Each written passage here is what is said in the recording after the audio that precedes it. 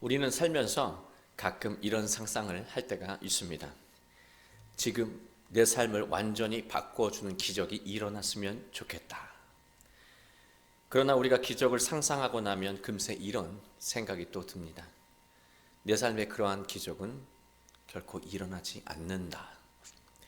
정말 우리 삶에 기적이 일어날 수 없는 걸까요? 정말 우리의 가정에 기적이 일어나는 것은 불가능한 것일까요? 성경을 보면 초자연적인 일들이 자주 일어납니다. 이것을 기적이라고 말합니다. 마가복음은 유난히 기적 이야기가 많이 수록되어 있습니다. 그래서 마가복음을 기적의 복음서라고 부르기도 합니다. 기적 가운데 가장 인상적인 것은 단연코 예수님이 바다 위를 걷는 것입니다. 사람은 절대로 바다 위를 걸을 수가 없죠. 그러나 예수님은 바다 위를 걸으셨습니다. 우리는 바다 위를 걸을 수 있는 것은 오직 예수님 뿐이라고 말합니다. 예수님은 기적을 일으키실 수 있지만 우리는 불가능하다고 생각합니다. 이러한 생각을 우리는 믿음이라고 여긴다는 것이죠. 그러나 이것은 믿음이 아닙니다. 더 정확하게 말하면 예수님이 우리에게 원하시는 믿음이 아니라고 하는 거예요. 성경이 기적을 말하는 의도를 제대로 이해하지 못했을 때 드는 생각이라고 하는 것입니다. 기적이 예수님에게만 가능하다면 기적의 말씀은 우리의 삶과 무관해지고 맙니다. 그냥 과거의 예수님이 대단한 인생을 사셨구나 하고 끝나버리는 거예요. 그 말씀이 우리의 삶에 아무런 영향력을 미치지 못한다는 것이죠. 그러나 예수님은 우리의 생각과 다르게 이러한 말씀을 하셨습니다. 요한복음 14장 12절 말씀입니다. 내가 진실로 진실로 너희에게 이르노니 나를 믿는 자는 내가 하는 일을 그도 할 것이요 또한 그보다 큰 일도 하리니 이는 내가 아버지께로 감이라. 예수님을 믿는 사람은 예수님이 하신 일을 할 수 있고 예수님보다 더 큰 일도 할 수 있다고 말씀하신 거예요. 예수님이 기적을 일으키셨다면 예수님을 믿는 사람도 일으킬 수 있다고 말씀하신 거예요. 우리도 믿음만 있으면 바다 위를 걸을 수 있다는 말씀입니다. 그러나 분명한 것이 있습니다. 우리가 아무리 믿음을 더하고 더한다 해도요, 우리는 생을 마치는 순간까지 바다 위를 걸을 수 없다는 사실입니다. 그렇다면 성경이 거짓말을 한 것일까요? 아닙니다. 바다 위를 걷는다는 것은 상징적인 표현입니다. 성경이 말하는 상징의 의미를 정확히 깨닫고 살아간다면 우리는 실제로 인생에 필요한 기적, 가정에 필요한 기적을 이루어가며 복된 인생을 살아갈 수 있습니다. 성경은 오늘 우리에게 필요한 기적이 바다 위를 걷는 것이라고 말하고 있습니다. 혹시 이 자리에 나는 바다 위를 걷는 기적 같은 거 필요 없다고 생각하시는 분이 있다면 그 분이야말로 바다 위를 걷는 기적이 필요한 분이라고 할 수 있습니다.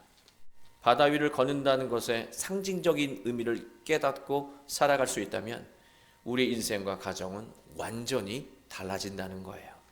우리 모두 오늘 말씀이 전하는 상징의 의미를 깨닫고 지금 자신에게 필요한 기적을 일으키며 복되고 충만한 인생과 가정을 이루게 되시길 주님의 이름으로 축원합니다. 먼저 본문의 배경을 말씀을 드리자면 예수님이 오병이어의 기적을 일으키신 직후에 일어난 일이었습니다. 제자들도 또 수많은 무리도 오병이어의 기적을 통해서 엄청난 은혜를 경험했습니다. 모두가 충만한 이 순간이 지속되길 바랐습니다. 그러나 예수님은 지체하지 않으셨습니다. 제자들에게 바다 건너편 벳세다로 가라고 명령하셨습니다. 45절 말씀입니다. 예수께서 즉시 제자들을 재촉하사 자기가 무리를 보내는 동안에 배 타고 앞서 건너편 벳세다로 가게 하시고, 45절에는 제자들의 현실뿐 아니라 오늘을 살아가는 우리의 현실도 담겨 있는 구절입니다. 먼저 예수님은 오병이어의 은혜를 경험한 사람들을 각자의 삶의 자리로 보내는 일부터 하셨습니다. 오병이어는 단순히 입으로 섭취하는 음식이 아니었습니다. 사람의 인생을 살리는 생명의 양식, 곧 생명의 말씀이었습니다. 먹는 음식은 입으로 들어가면 더는 타인에게 나눠줄 수가 없습니다. 그러나 생명의 말씀, 생명의 양식이 우리 안에 들어가면 타인에게 무한대로 나눠줄 수가 있다는 거예요. 예수님이 무리부터 보내신 이유가 바로 여기에 있습니다. 각자의 삶의 자리로 돌아가서 가족과 이웃에게 생명의 양식을 나누라고 하는 것이죠. 그렇다면 제자들을 건너편 벳세다로 보낸 이유는 무엇일까요? 똑같습니다. 제자들도 생명의 말씀을 벳세다 사람들에게 전하라고 명령하신 거예요. 그런데 여러분, 여기서 재촉하다는 말이 나오고 있습니다. 예수님이 분주하고 바쁘셔서 막 제자들을 보채셨나 그런 생각이 들 수 있지만 그런 의미의 말씀이 아닙니다. 재촉하다는 이 아낭카조라고 하는 단어는요, 원래 뜻이 억지로 뭐뭐하다라고 하는 뜻입니다. 직역하면 예수님이 제자들을 억지로 벳세다로 가게 하셨다라는 뜻입니다. 예수님이 왜 억지로 제자들을 가게 하셨을까요? 이유는 간단합니다. 제자들이 벳세다로 가고 싶어 하지 않았기 때문입니다. 왜 제자들은 벳세다에 가는 것이 싫었을까요? 벳세다는요, 유다의 경계 지역이었습니다. 그것은 로마의 문화가 가득하고 이방인이 많이 사는 곳이었습니다. 유대인의 관점에서 벳세다는 이방 땅이었다는 거예요. 유다 사람들은 이방인들을 짐승처럼 여겼습니다. 제자들은 이방인들을 상대하면 안 된다는 유대 사회의 통념, 곧 율법에 사로잡혀 있었던 거예요. 예수님은 이방 땅에 복음을 전하라고 말씀하신 것이고 제자들은 이방인들이 가득한 곳으로 가기 싫었던 것입니다. 그래서 예수님이 억지로 가게 하셨다는 거예요. 우리가 사는 세상에도 사회적인 통념이 있습니다. 사회적인 통념 안에는요, 복음의 질서와 결이 같은 것들이 있어요. 윤리적인 부분들이죠. 정직하게 살아야 한다. 타인을 배려하고 존중해야 한다. 이런 것들은 복음의 질서와 상당히 비슷한 면입니다. 그러나 통념과 복음의 질서가 부딪히는 부분들도 있다라고 하는 거예요. 이런 부분들이 실제로 훨씬 더 많죠. 세상의 통념은요, 손해보는 것을 어리석게 여기며 이익을 우선하며 살라고 말합니다. 그래서 우리가 이익을 쫓아 살아가는 동안 우리의 가족들과 타인은 상처를 입게 됩니다. 결국 모든 관계가 파괴가 되는 것이죠. 그러나 복음은 우리에게 양보를 말하며 관계의 평화를 우선하라고 말합니다. 주님이 주시는 평화가 필요한 가치를 얻게 만들고 결국 참된 만족을 이룬다는 것이죠. 또 통념은 타인에게 자신이 성공했음을 증명하며 살라고 말합니다. 그래서 우리는 타인에게 자신을 증명하기 위해서 끊임없이 타인의 눈치를 보고 끊임없이 일하게 됩니다. 그리고 우리는 그 과정 속에서 계속해서 위선과 가식으로 살게 되는 것이죠. 결국 이러한 과정 속에서 우리는 평안을 경험할 수 없게 되는 것입니다. 아무래도 다른 사람들의 눈치를 보며 살아가는데 그 긴장감 속에서 어떻게 평안을 누릴 수 있겠습니까? 그러나 복음은요, 하나님 앞에서 올바로 살면 그것으로 충분하다고 말합니다. 하나님 앞에서 바른 삶은 진정한 만족과 복된 관계를 이루게 만들기 때문이라고 하는 것이죠. 우리의 가정에도 통념이 있습니다. 복음을 전하려고 하면 싫어하는 가족들이 집에 있다는 거예요. 그래서 우리는 어느 순간부터 가족들에게 하나님과 예수님을 전하는 것을 꺼리며 살고 있습니다. 불편한 것이 싫은 것이죠. 그러나 복음은요, 우리에게 가족이 복음으로 하나가 되어야 행복하다고 말하고 있습니다. 결국 우리가 겪는 모든 삶의 문제는요, 복음과 결이 다른 사회적 통념을 선택하며 살아갈 때 일어난다는 사실입니다. 통념을 따라 사는 사람에게는 성경이 말하는 기적은 결코 일어나지 않습니다. 예수님은 무리를 보내신 후에 기도하러 산으로 올라가셨습니다. 47절, 저물매 배는 바다 가운데 있고 예수께서는 홀로 무태 계시다가, 날이 저물었습니다. 유대인의 시간법으로 보면 날이 저무는 것은 새로운 날의 출발점이라고 할 수 있습니다. 그러나 분명한 것은요, 제자들의 현실이 어둠이었다라고 하는 것입니다. 우리가 여기서 놓치면 안 되는 것이 있어요. 예수님이 제자들과 함께 하고 있지 않으시다라고 하는 거예요. 여기서 배라고 하는 것은 한 개인의 인생을 상징하기도 하고요, 운명 공동체를 상징하기도 합니다. 바다는요, 구약 때부터 혼돈과 불안이 가득한 장소로 상징되어 왔습니다. 바다는 우리가 살아가는 세상, 불의한 통념으로 가득한 곳을 의미합니다.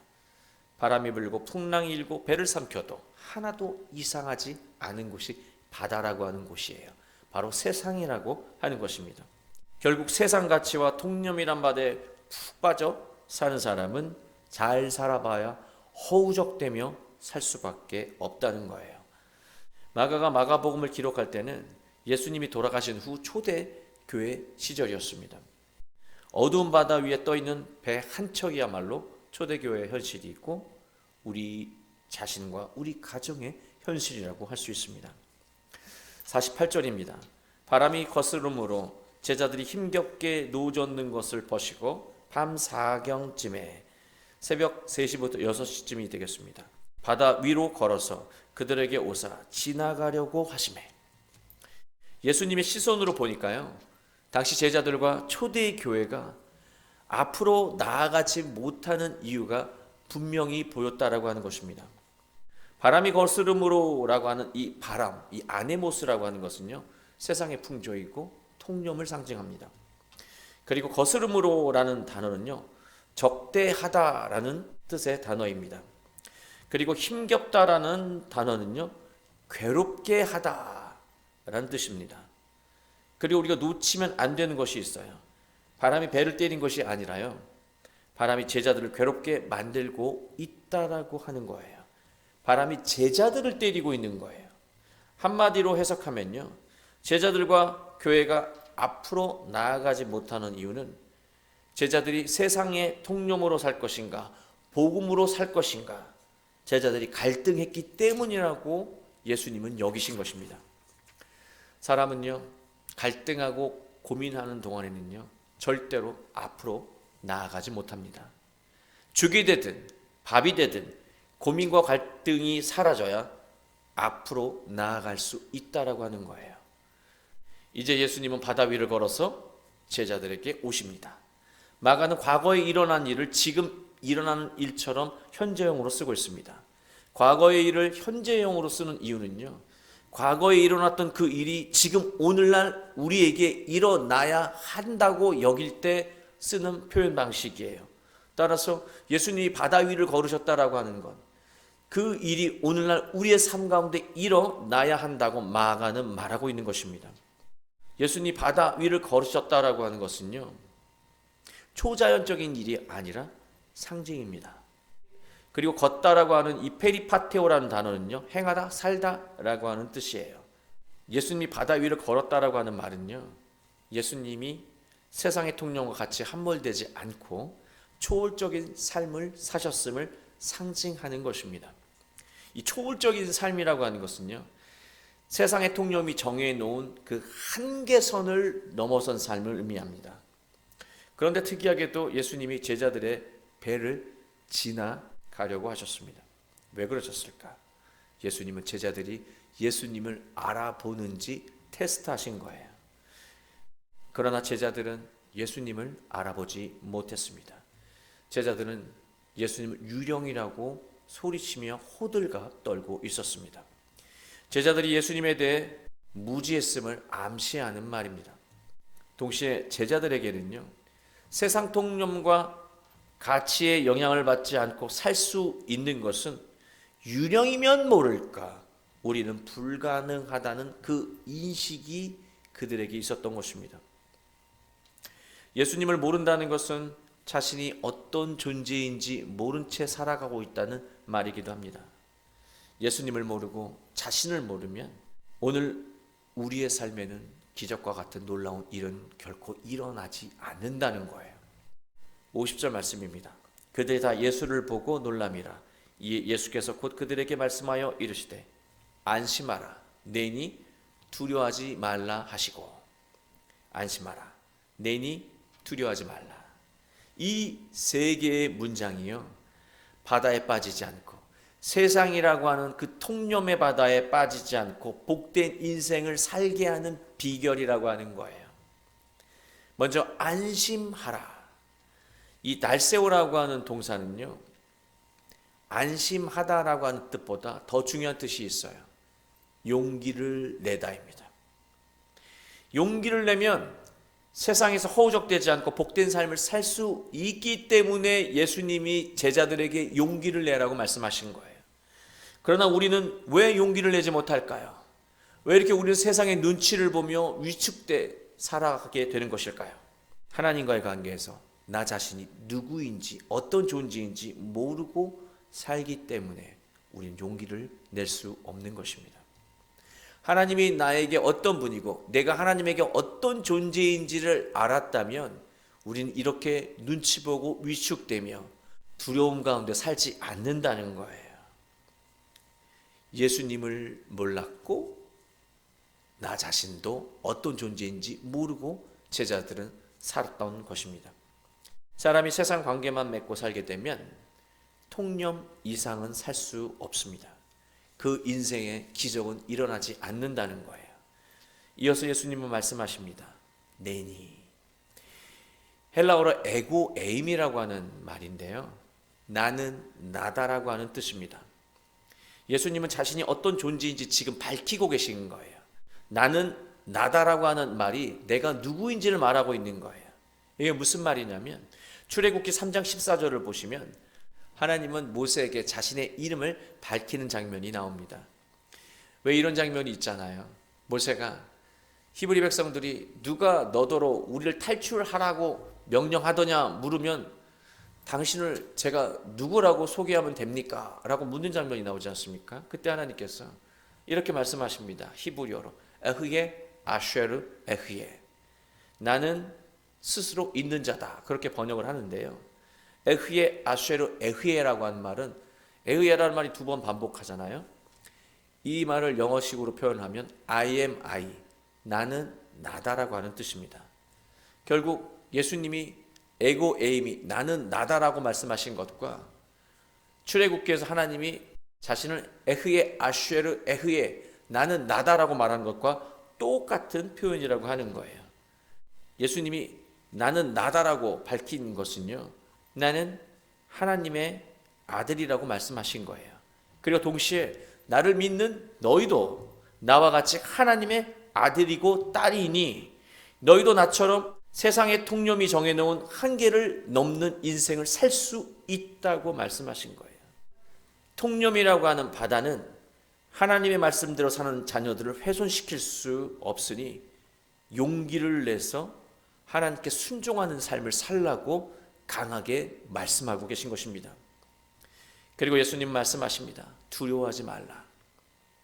여러분, 두려움이라고 하는 것은요, 심적으로 하나님과 관계가 끊어지고 세상 통념으로 마음이 기울었을 때 드는 감정입니다. 이 두려움이라고 하는 것은 예수님처럼 항상 기도하며 하나님과 관계를 깊이 하고 자신의 존재됨을 확신할 때 우린 두려움이란 감정에서 벗어날 수 있고 용기를 내어 세상에 불가능하다고 말해온 그 통념의 한계선을 넘어 감동적인 인생을 살 수 있다는 것입니다. 여러분, 얼마 전에 하나님이 저에게 일상에서 큰 깨달음을 하나 주신 일이 있었습니다. 그게 무엇이냐면 우리 집 큰딸 방이 다른 방보다 좀 춥습니다. 왜냐하면 창 틈새가 조금 있어서 바깥 바람들이 자꾸 그 틈으로 들어오는 거예요. 그래서 저는 저걸 어떻게 해줘야 되는데 늘 생각만 하다가 어느 날 문득 철물점에 가서 문풍지를 샀어요. 그리고 문풍지를 그 틈에 대고 다 붙였습니다. 모든 이 창틀 틈을 막은 것이죠. 그랬더니요, 곧바로 그 방이 따뜻해지는 거예요. 그 순간 제 마음에 드는 생각이 있었습니다. 진작 이렇게 해줄 걸, 그런 생각이 들었어요. 그리고 하나님은 저에게 귀한 깨달음 하나를 주셨습니다. 방이 추워지는 것이 이 작은 틈으로 들어오는 바깥 바람인 것처럼 우리 인생과 가정이 힘든 이유는 우리 내면의 작은 틈으로 들어오는 세상의 통념의 바람 때문이라고 하는 것이죠. 우리가 걱정과 고민, 두려움으로 벌어진 내면의 틈을 말씀과 기도로 메운다면 우리의 인생과 가정은 포근해지고 충만해진다는 사실입니다. 사랑하는 교회 여러분, 우리는 저마다 기적이 필요합니다. 우리에게 기적은요, 우리가 오늘 어떤 마음을 가지고 어떤 순종을 이루느냐에 따라서 일어날 수도 있고 영원히 일어나지 못할 수도 있습니다. 우리가 예수님처럼 걱정과 고민과 두려움으로 벌어진 우리 마음속에 이 벌어진 틈을 하나님의 말씀과 묵상과 기도로 메울 수 있다면 우리는 세상이 정해놓은 그 통념의 한계선을 넘어 지금까지 이루지 못했던 놀라운 기적과도 같은 일들을 이루며 복되고 충만한 인생을 살 수 있게 될 것입니다.